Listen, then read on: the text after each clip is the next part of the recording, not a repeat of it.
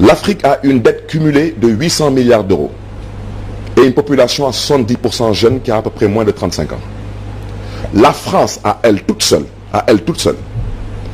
elle a presque 2600 et quelques milliards d'euros de dette. Sa population, la population française, elle fait, je crois, 66 millions d'habitants. On fait presque 5 fois cette population. La population française, elle est vieillissante. La population africaine, elle est jeune. Vous ne pouvez pas comparer le sous-sol africain au sous-sol français. Alors, vous pensez que qui a besoin de qui? Celui qui a plus de 2500 milliards d'euros de dette, vous pensez qu'il peut aider celui qui a 800 milliards d'euros de dette?